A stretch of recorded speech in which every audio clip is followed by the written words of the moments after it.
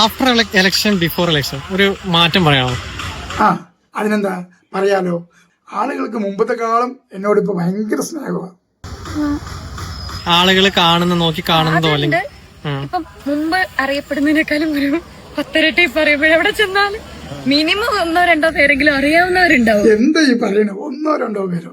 NDA സ്ഥാനാർത്ഥിയായിട്ട് 2020 ചക്കയിൽ മത്സരിച്ചപ്പോ തന്നെ കേരളത്തിലുള്ള എല്ലാവർക്കും കൊച്ചിനെ അറിയായിരുന്നു. അതിനെ അറിയാത്തവരായിട്ട് ആരും തന്നെ ഇല്ല. പക്ഷെ എന്താണ്, ആരും വോട്ട് ചെയ്ത് വിജയിപ്പിച്ചില്ല എന്ന് മാത്രം. അതാണ് മേജർ ഡിഫറൻസ്. അല്ലാതെ വേറെ ആളുകൾ എങ്ങനെ നോക്കി കാണുന്നത്? അതായത് എന്താ പറയാ, ഒരു എന്റെ അടുത്ത് വരുന്ന എല്ലാം ഭയങ്കര റെസ്പെക്ടോട് കൂടിയിട്ടാണ്. അല്ലാതെ എല്ലാവരും എങ്ങനെയാ കാണുന്നത്? കണ്ണുകൊണ്ട് തന്നെ. പിന്നെ എന്താണെന്ന് വെച്ച് കഴിഞ്ഞാൽ BJP സ്ഥാനാർത്ഥിയായിട്ട് 2020 ചക്കച്ചിഹ്നത്തിൽ മത്സരിച്ചുകൊണ്ട് ജനങ്ങളാരും കോമഡി ഷോ കാണുന്നുണ്ടായിരുന്നില്ല. എല്ലാവരും ആതിര കുഞ്ഞിന്റെ വീഡിയോ ആയിട്ട് വെയിറ്റിംഗ് ആയിരുന്നു. എത്രയധികം കോമഡികളാണ് ആ വീഡിയോയിലൂടെ ആളുകൾ ചിരിച്ചും സന്തോഷിച്ചിരുന്നത്. പിന്നെ ജനങ്ങളെ തിരിച്ചറിയാതിരിക്കുമോ? എല്ലാവരും, കേരളത്തിലെ എല്ലാവരും ആ വീഡിയോയിലൂടെയാണ് ഏറ്റവും കൂടുതൽ തിരിച്ചറിഞ്ഞിട്ടുള്ളത്. അത് തന്നെ ഒരു വൻ വിജയം തന്നെയാണ്.